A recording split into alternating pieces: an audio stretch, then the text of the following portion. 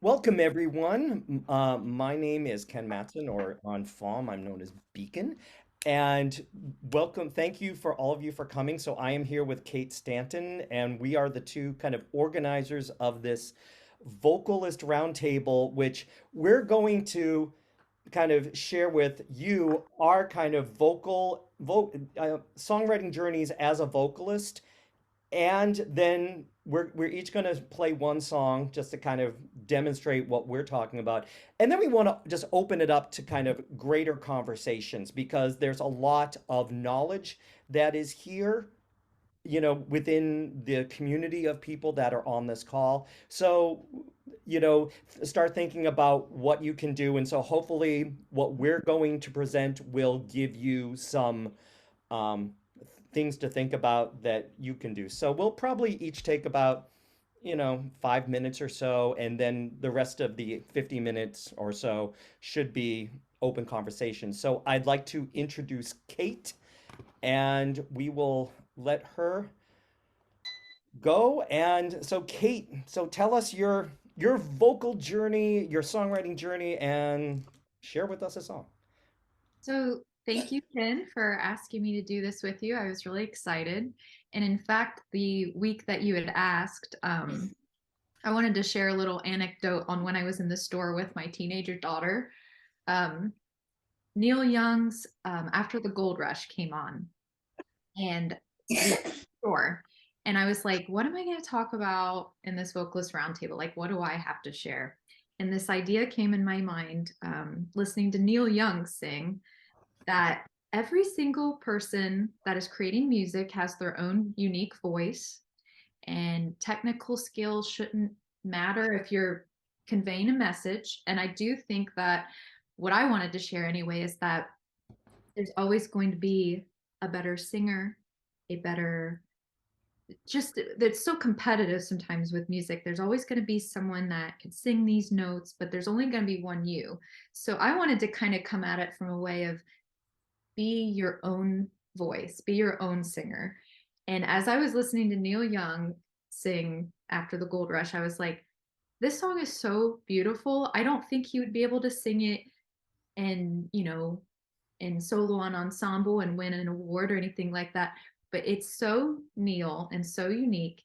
And that's what I wanted to go about it. So I wrote like 4 little bullet points about just kind of finding your voice and making it your own, because we all have our own unique set of interests. And the first one I thought is sing with emotion, sing about what matters to you, empathy when you're creating your song, your melody. And then I also wanted to say sing with conviction. If you believe in what you're singing, others will feel that. And I think it's relatable. And then something I'm learning about theory and technique is to sing within your own range, like know what notes sound good for your vocal range and your timbre and your style. And then practice, because I don't know about you, but I've struggled a lot with social anxiety with singing and sharing my voice. I think it's really, really difficult to not be behind something. Like if you're behind the piano and guitar, you know, that's one thing, but just to have your voice up front, that can be pretty scary, at least for me and my personality. So I wanted to share those. And I also wanted to share that uh, Ken and I were talking about our own songs and stuff. So I thought I would play one of mine that I'm working on right now. So I'll go ahead and do that if that's good. Is that good with everyone? Sounds good. Okay. And this, like, I've done, I want to credit this, her name is Carrie Cole. I've been taking online vocal lessons with her, and it's a group. It's very much like this. It's like a Zoom session, and she has helped me a lot with vocal trauma, and that's something else I can get into. But a lot of people, I never really thought of it from like this holistic perspective about, you know how sometimes people won't talk if they're afraid of something? It's the same with singing. Sometimes you won't belt out if you don't, you know. But I thought that was really interesting as well. So I wrote this out of that session. this one was one that I did write based on everything I was chatting about, like just to try to find my own voice um, and not use my own range and my own lyrics and stuff. So this is called "It's My Story," and it was very empowering for me to write this.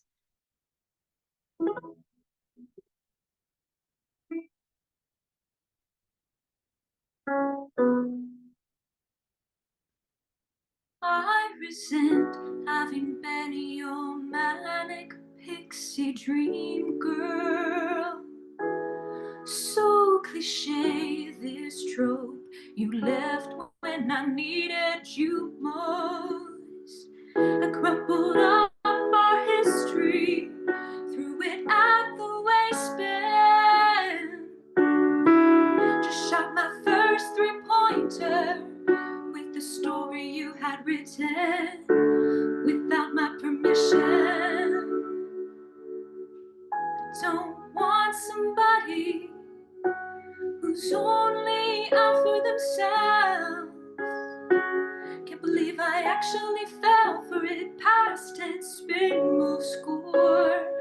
I finally love myself, and I've got nothing to lose, nothing to lose. Starting over now, I choose. It's my story, it's my story, it's my story, and I choose.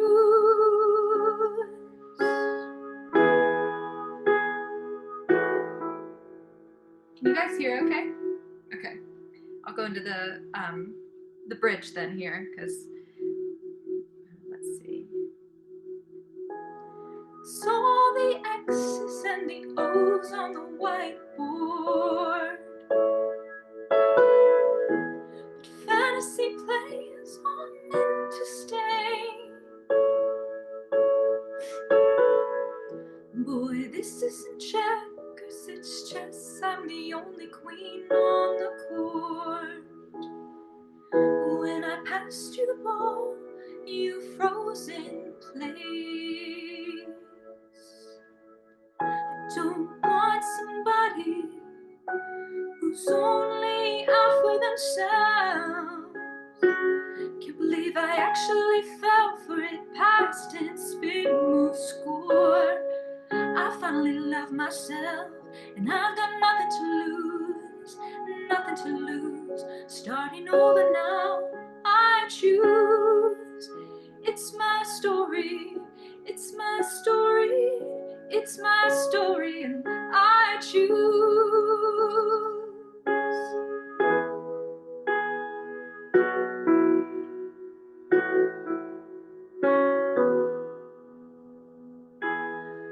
I resent having been your manic pixie dream girl.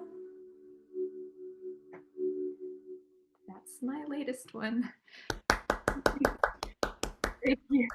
Thank you. That And was thanks for your patience with the tech difficulties. I've never hosted a Zoom actually. well, we're all getting there. So thank you, That was Kate. lovely, Yeah, beautiful. I love your voice. It's so, so lovely. Thank yeah, you, Bobby. amazing.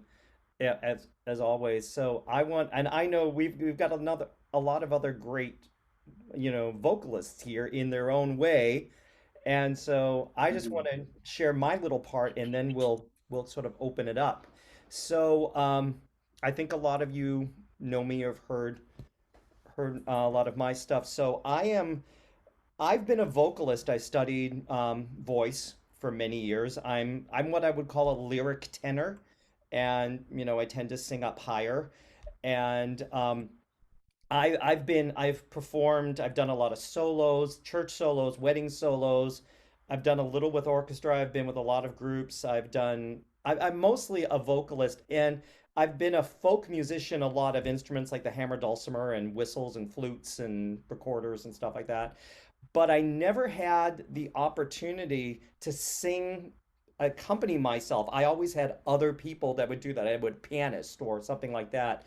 So I've only been writing songs since 2020, And I only started playing the ukulele in 2018, and that was because I wanted something that I could um, accompany myself because I was so used to having to wait for somebody else to accompany me. And I've also done a lot of a cappella singing. I'm never, unlike Kate, where she's like, "Oh, I'm really kind of a little scared about just being out there." I am never more comfortable than if I'm not just standing there alone and singing. That for like I'm sort of invincible in that realm. But put having me do something else, I've got a coordination issue that trying to do more than one thing at a time is difficult, and trying to like fret and play, that's like three things, and it's like it's taken me a long time to be able to just coordinate that. But I see myself mostly as a singer and trying to do these other things. Now I know a lot of people here, you're great guitarists, you're great keyboard players, you're percussionists, you've got a lot of other things that is your focus. And kind of to build upon what Kate said, I think that everyone has their own unique voice and their own unique way. Like we just heard Kate sing, and she's got this incredibly clear bell-like sort of voice. I don't, my voice is different. It's trained, and I'm used to being the beautiful voice, but it's like I'm not an operatic tenor. I'm more of a lyric tenor, and I can't do a lot of the things that I hear a lot of other people here doing, like the whole, kind of get a lot of emotion or a lot of, kind of quirkiness in your voice. That's hard for me. So, what I would say is to build upon what Kate said, think about what your instrument is and what you've got and what you can do. There's what I notice a lot of people don't do is the control of your voice, like being able to, you know, sing up high, keep on pitch, be able to move with things or being able to do different things with your voice and have that control and know what you are. Because, like, for me, it's like I wish I had a lot more control playing strings. I don't have that, at least not yet. Whereas other people do, but I have a lot of control of my voice because that's because I'm trained. I'm easy on that. So I wanted to play a song that I wrote this past 5090. Let me get the uke out. So this is a song that I got the lyrics out of my great uncle's journal.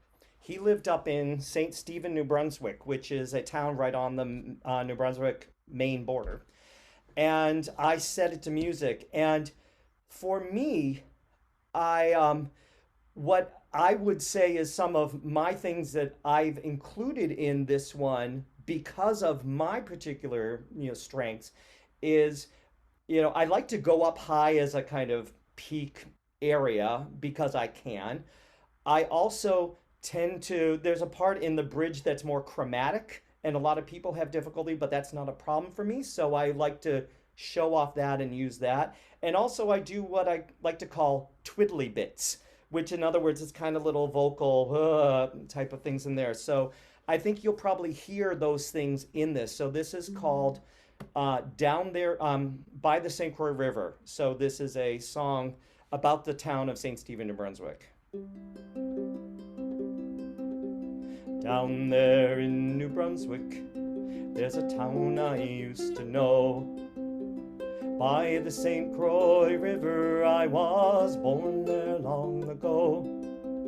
The years have brought some changes, old friends have passed away. I doubt that I know many in the old hometown today. The time-worn wooden sidewalks drove splinters in my feet, and past with those old lampposts, and the walks are now concrete. The mills along the river where the gang saws used to wind are now but a back memory. They've long outlived their time. Those quaint old wooden bridges, they collect a 2-cent toll, have gone with all the others and joined the silent roll. The ships that sailed the river when I was just a boy have all heaved up their anchors and gone from the St. Croix. Down there in New Brunswick, there's a town I used to know. By the St. Croix River, I was born there long ago. The years have brought some changes, old friends have passed away. I doubt that I know many in the old hometown today.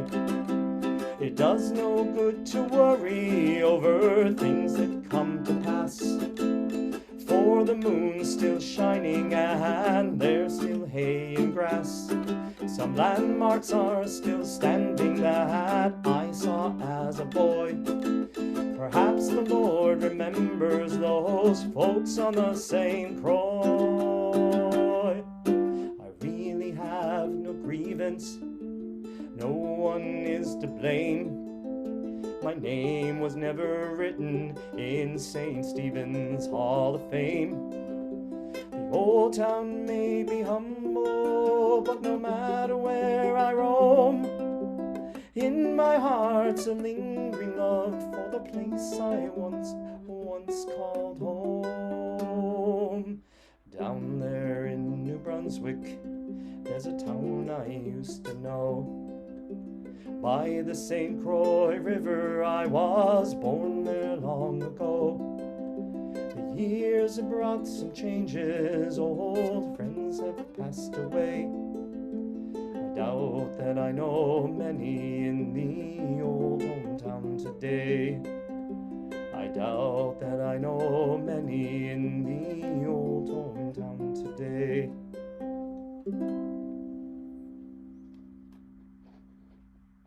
Thank you. Great stuff. Great stuff. So that's just, I try to incorporate the things that I feel make my voice, kind of more. But that's just one example. Like I say, some things I mentioned earlier to people on the call before we actually started. You have people that might not have the quote most beautiful voice, but they got control. Like, an example I said was like Ethel Merman. Like, she had a big brassy voice, but my God, did that woman have control? Think about that long note that she sang in Anything You Can Do. Like this woman had control. And even people like Dylan, who a lot of people don't actually, like his voice, but it really works for that, for him is, and as Kate said, it is something where you're utilizing what you have and to do that. So with this, I'd like to open it up to other people and their thoughts about, how they use their voice, what their worries about their voice are, because we also want to say it's like if somebody has like, oh, I wish I could do that, because I'll give one example that I notice a lot of people tighten up in their throat, and Kate and I have talked about that. You want to have your whole body be open.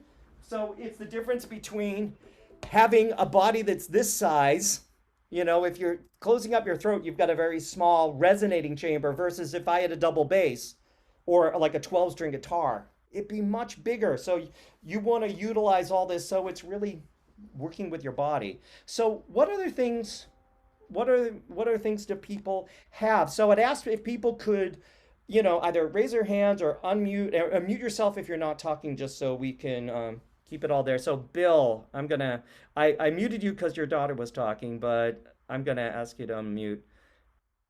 And Stuart, you have something else, and anyone raise your hands either physically or on the stuff. So, and Wabi's got stuff. So Bill, go. And John, yes. So we've got a few people. We've got lots of things. So let's hear everybody's voice. So let's go, Bill, and then who was next? I think it was Stuart, and then Wabi, and we'll figure out the next three. All right, Bill, go. Okay. I have a few things to say, so I'll try to make each thing brief. Starting with Dylan. People who listen to Dylan all the time think he's the best singer in the world. People who don't listen to him think he's the worst. So we see that there's a variation in how people hear things, but not only how we sing, but how they hear it. I have a theory that, people hear differently, because I'll sing something and the whole range of people hating my singing to loving it is there. So there may be something in their hearing they're hearing something differently. Second, the range of the types of singers, I could group them into a few categories. There's the operatic singer who's the soloist, who has the unique voice and has both emotion and the technical skill. Then there's the choral singers who they can have an average voice, but if they can have a decent range and can hit every note properly, they can function very well in that. But both of these types of singers, highly technical singers, if they even go slightly off a note, the whole thing can fall apart. Whereas I've never heard a blues singer hit a bad note. As far as the limitations of the voice, so I like to mention Joan Baez, for instance, when she was young, had a voice that just made everyone go crazy. I mean, they loved it. I mean, her voice was beautiful. As she's gotten older, about 10 years ago, her voice started to decompose a bit, and she didn't know how to deal with it, and her singing was terrible. But once she got used to singing within her new limitations, her singing to me was better than ever. The final album that she made, I just love the way she sings, because she, as Kate mentioned, and Ken mentioned, stay within your register, stay within you're capable of, and do what you can with that. Look at what Lou Reed can do with 3 notes. And also for myself, when I was younger, my range, was pretty broad. I've sung everything from, I've sung a lead part in a off-Broadway musical. I sing in restaurants, standards. I've sung at weddings. I've been a punk rock singer, a straight rock singer, folk singer, blues, but at certain times as I get older, I have to deal within the range that works the best. Like my wife tells me, don't sing high anymore. It sounds horrible. And so that's a very good point. Find out what works the best. There's also the danger, though, in once you really become comfortable with the way you're singing, into falling into your own stereotypes. The things you see that work really well, you tend to overdo them. Yeah. Well, And another thing, very important thing, is to know where your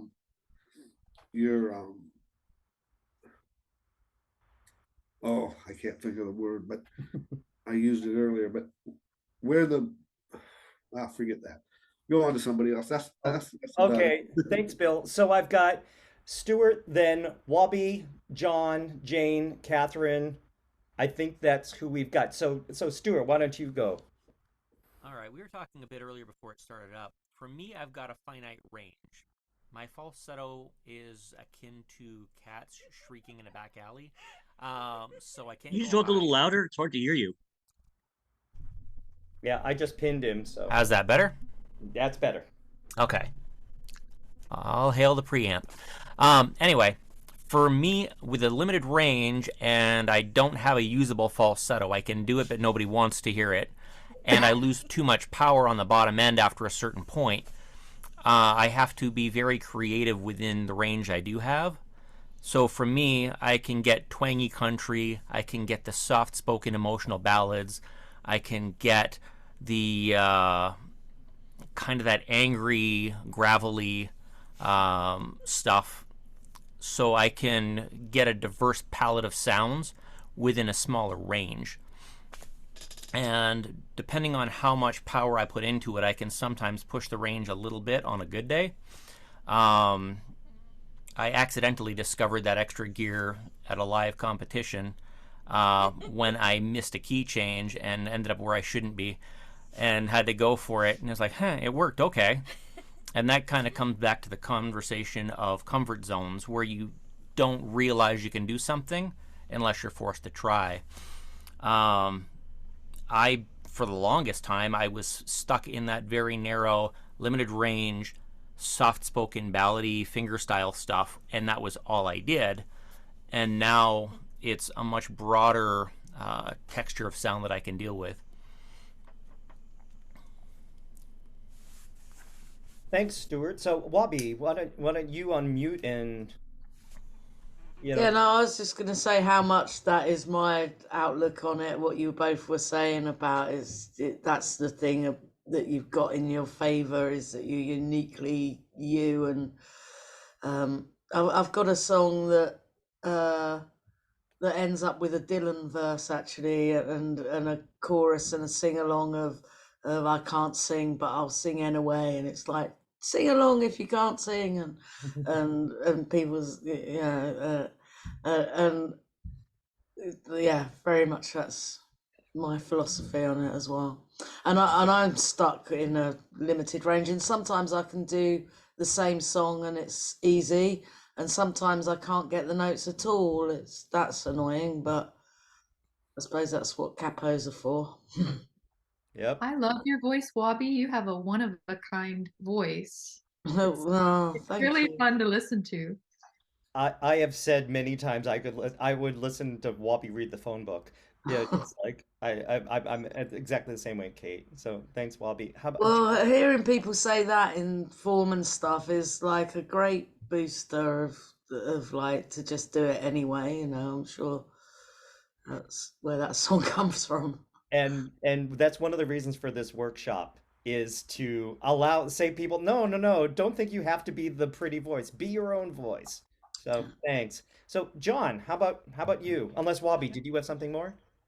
Okay, great. John. Cool. Yeah, and can you hear me okay? This is clear? It's a little quiet and it's a little echoey.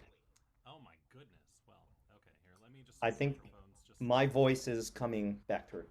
All right, well, hi. Better? Better. Okay. I've been trying to tune this in for my own workshop that I'm going to be doing in a little bit. So anyway, yeah, I love what many of the things that I'm hearing. And one thing that you kind of mentioned, Kate, about vocal trauma is something that I'm really becoming attuned to lately myself.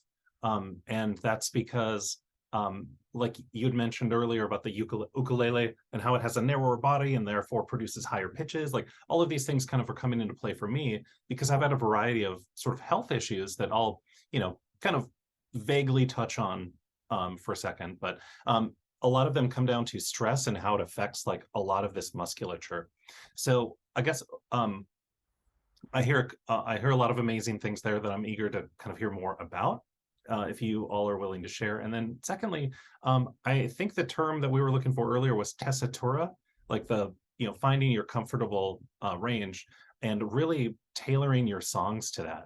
And from what I've heard from both of the performances, I was like, you nailed it. Each have your own influences and particular styles, and just lean into it. It's a hard lesson because I think for me, I want to sing just like my idols and my heroes, but I'm not them, right? I'm me, and it's a bitter pill to swallow, a jagged, bitter little pill sometimes.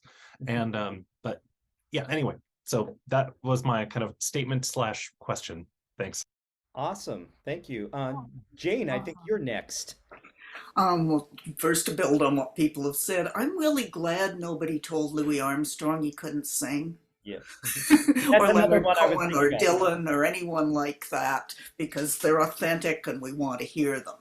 I'm one of those people who was told as a child to never sing, that I was unteachable and impossible to listen to. So I spent most of my life not singing. I think I was about 58 when I finally decided to take singing lessons by Skype with a wonderful teacher in Calgary, and learned that I could sing badly in 3 octaves. As opposed to having a narrow comfort range. I'm a little better now, but I still lose on the pitch sometimes and on the breath. I'm working on it still. But people have told me now that they want to hear me because I tell a story. I put the emotion in, and people have told me, you're better than the original because you told the story better. It didn't matter if you didn't sing it as well.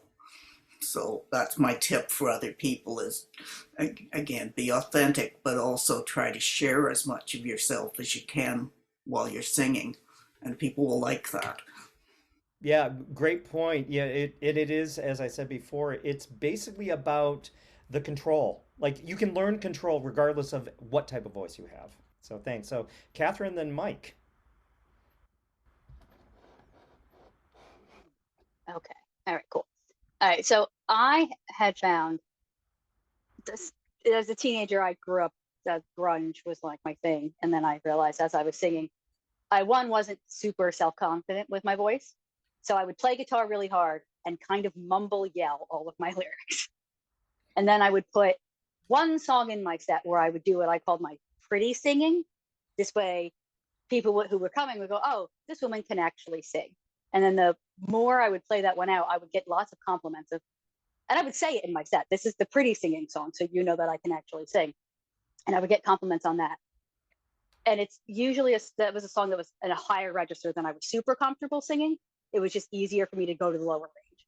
And I have found the songs I sing where I kind of push myself, but it's still fairly easy in my range, but I'm singing a little higher, are the ones that I get most people connect with. And most people will say, "Oh, your voice sounds really nice there."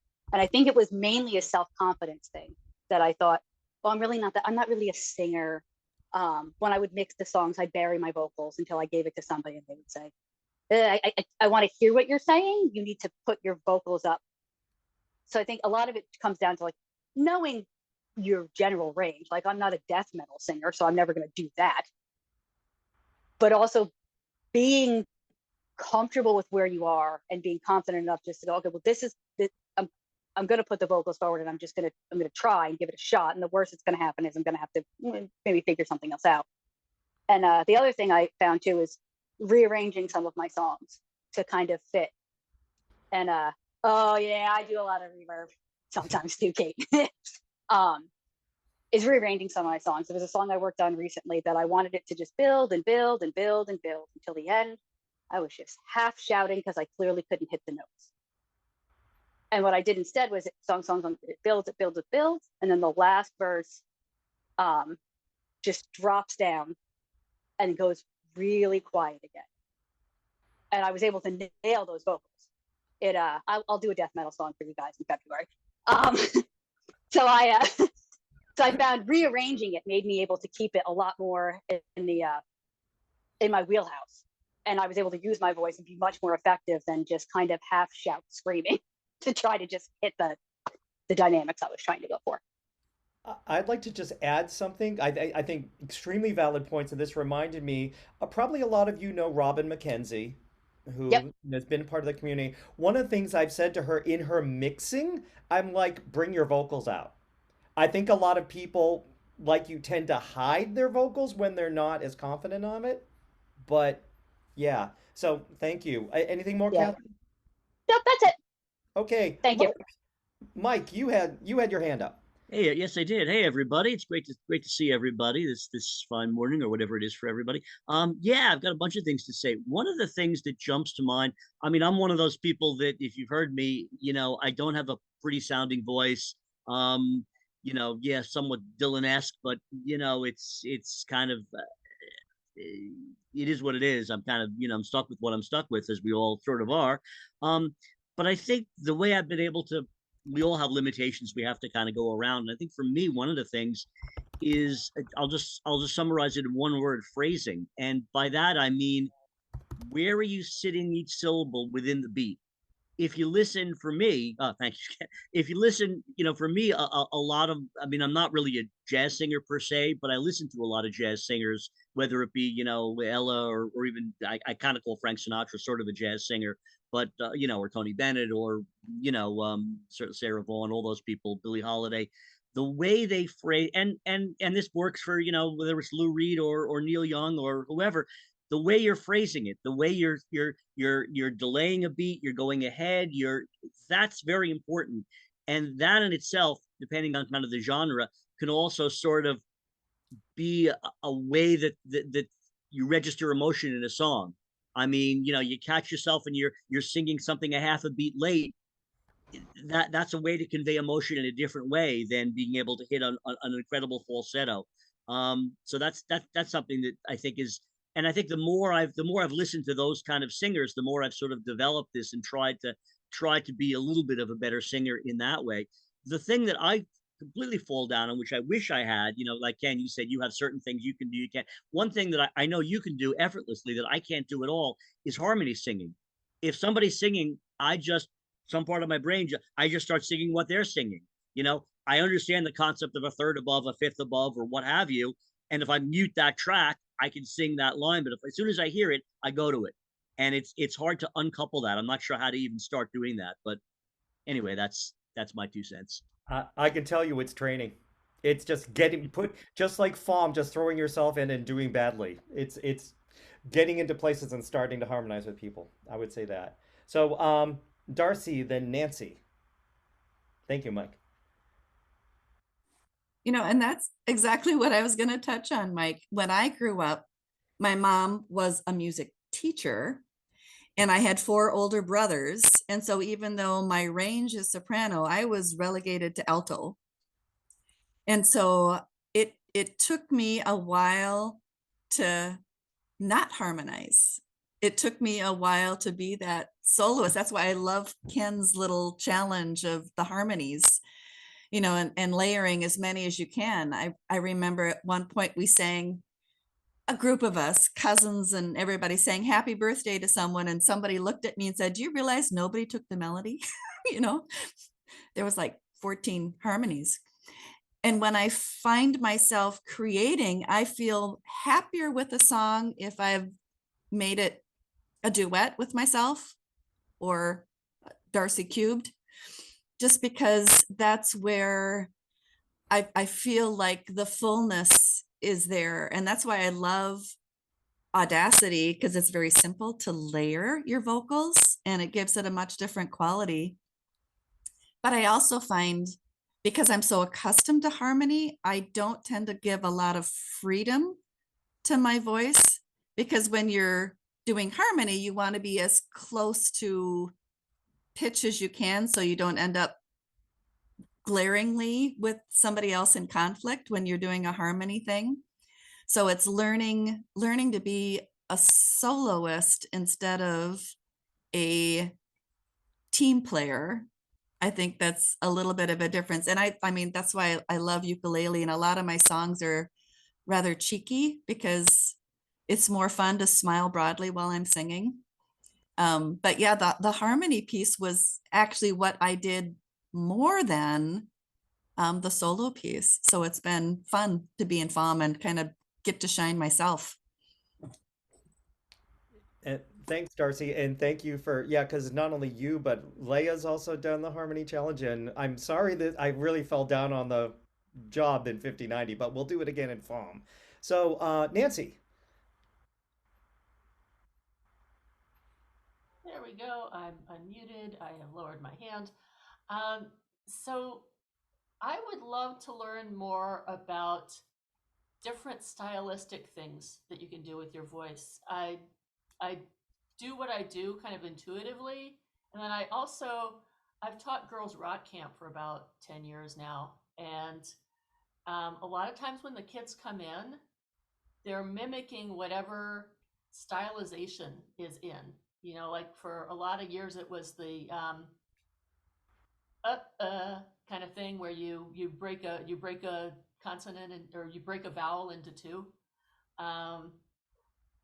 But there's sliding stuff you can do and scooping, and like I don't know. I would love to see like a glossary of all this stuff to try to experiment and be more conscious with it. So yeah, I would love to hear from Ken and Kate about that.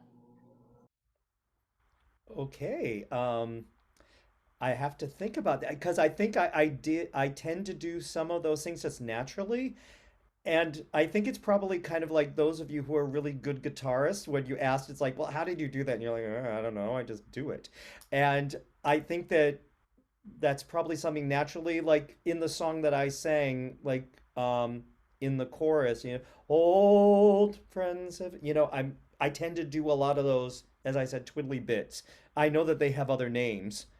I'm not exactly sure I know all of them. I think I'd have to try to Google this to try to find this out. And because I think I've got the competency that I don't know what I'm doing. Kate, take it away. Yeah, I'm not sure of technical terms, so I'll just kind of, when Nancy was talking, I was thinking, and I know Ken, we talked about like even how Michael Jackson was strictly a singer and awesome dancer, but he would vocalize bass parts and drum parts. And I find sometimes when I'm creating songs that I will mimic certain instruments and not even realize it till later and be like, oh, that was more, like percussion. So I think some of those little nuances are just me trying to be other instruments that I can't play in my voice, honestly. And I love to harmonize with myself back to the harmonies. That's really, really fun to do multi-track harmonies to add, because sometimes my voice feels really weak in chorus, like when you're doing a chorus and it should be like booming. So that was another way to add some like emotion or energy to a song. May Anybody else? I add Yeah. something? Please. Linda. Yes, Linda. please. Nancy, where do you teach online? I teach piano both online and starting to teach again in people's homes. So with this girls thing, that's been I've taught that in groups for a long in time. a room inside. In a room inside, yeah. If you take the girls to a different location, like the bathroom stalls, and have them sing from one place to another place, they'll get a different interpretation of how the sound goes from one place to another. It's like being in a movie. I taught high school all my life, so if you change the environment for them, make it like a movie, make it like a stage play or something, they might get more enthusiastic about it. They might not, but they might. Everyone's enthusiastic, and I'm not the vocal teacher there. Oh. No. Okay, I misunderstood. Yeah, that's fine. Cool. Anybody else have things to add? So, Linda, yes. I didn't sing anything until I was about 35. It wasn't in my wheelhouse, and I was asked to Greetings and salutations. Sorry about that. It was a be a body on the stage so that we have people in a line. And then they started saying, well, you have to sing this. And I said, oh, I don't sing really. So, but they told me that I could sing. I didn't know I could sing. And then it became a Gilbert and Sullivan operetta, and then it became something else. And then I discovered that after I heard myself, I could sing. And I didn't really realize it at all until I was about 35, 40 years old. And now with FAWM, it's great because I listen to myself. And I'd never listened to my singing before I started FAWM. And that makes a big difference because you can hear how you sound and get over the fact that, okay, I didn't think I could sing, but I still go flat and I still do this and I still do that. But if you listen to yourself, you can change almost all of those things that you don't like about yourself. And you said things about other performers that you listen to. I did a Dylan-esque song. I did all kinds of things, blues and jazz in FAWM. I'd never even thought that was even in my wheelhouse. So it's just experimenting and listening. And Linda, your lyrics are incredibly witty, and the way you do perform with your voice, it comes across really well, like your own unique voice. That is because I started on stage and not knowing that I could do it, but they put me into a costume. They put me into a Valkyrie warrior costume, and I was a Valkyrie warrior on stage. So it was crazy. And then I was some Chinese lady in an operetta. Then I was somebody else. So it wasn't me. And that's where I think I learned anything about that. And it did me well in teaching a class of like 30 students because I was always kind of funny.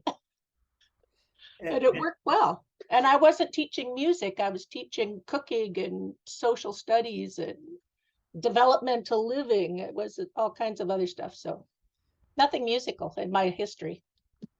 And yes.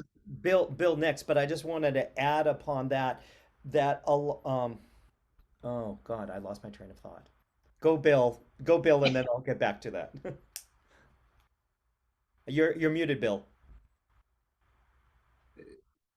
Just in response to some of the things people have mentioned, can you talk about your difficulty in conveying emotion? Well, in your style of music, the music itself is where the emotion is, and the classical singer is trained to sing the music properly, so the emotion that the composer put into the music comes across. A stylist, in a classical sense, is just going to ruin the music. The music's going to fall apart.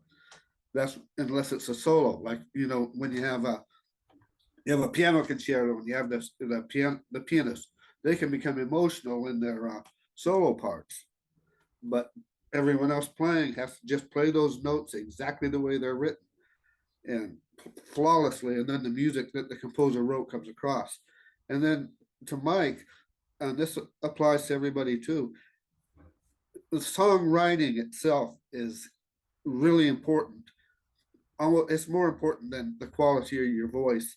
And phrasing, if you write the phrasing into your lyrics, then your phrasing is going to be there when you sing, and you have to be overly conscious about the phrasing. Like a lot of Sinatra's most famous phrasings were there in the writing. And then I think I want to say something about. I was going to just make a comment about what Nancy was saying about the diphthongs, when people take one vowel and they break it in half and turn it into two syllables, which has really become a trite cliche in today's indie singers, and it really is irritating. But as I listen back and back and back to decades of music, people have been doing that all along. It wasn't always a cliche. It's always been something that people have done. And I was kind of amazed at that when I was listening to some older music, people doing that same thing of breaking the vowel into two syllables. Thanks, Bill. Well, so we've got a quote officially about 5 minutes left, although we can stay on a little bit longer. More comments or more thoughts that people have that they want to share with the group. Anyone who hasn't spoken yet that needs the permission to say something?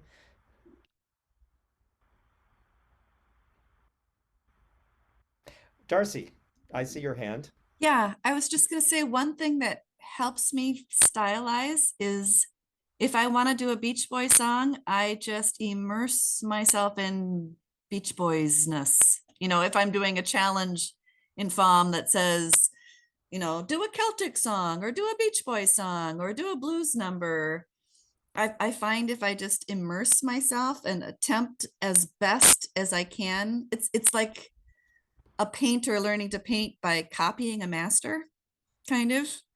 I mean, there's a lot of people who draw that first try to draw as somebody else and then they find their own style, but it's fun. And I think it's really good to learn those techniques if you copy someone and then try to create something of your own, but with that feel. I mean, that's just a useful tool. Great. Catherine, you had your hand up.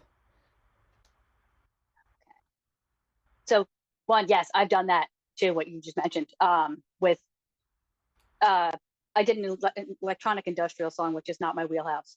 But I went to Spotify and just pulled up electronic industrial and just listened to it for 2 or 3 days as I was trying to work on it. But the other thing I was going to say was, when it comes to not really having like the confidence in your lyrics, and then, or your vocals, and then mixing it down, what I have found, or lowering it in the mix, what I have found is I will mix my vocals until I'm slightly uncomfortable with how forward they are in the mix. And at that point, usually I have a friend of mine who's like a father who I send almost all of my songs to. I will send it to him. And usually that's when he'll say, oh, this sounds really good. And because I think, oh, I really should lower the vocals. I don't make it so present that it's obnoxious, but it's just loud enough that I'm like, ugh, this feels too forward. And then that's when I find that's the perfect level for my vocals. And I also usually any mixing I'm going to do on the vocals are the last thing I touch. Otherwise, they're just automatically going to end up buried in the mix if they're not the last thing I do. That was it. Yeah, no, some absolutely great points. And I think I just want to summarize a little bit here from what I've heard. And basically, a lot of us, what we're saying is that be uniquely you, know what you can, know what your strengths are, know what your weaknesses are, know that you can build up some of your weaknesses, get your pitches better, get your technique better, do whatever. Don't be afraid of putting them more forward because that is your particular artistic expression, and nobody else can do it like you.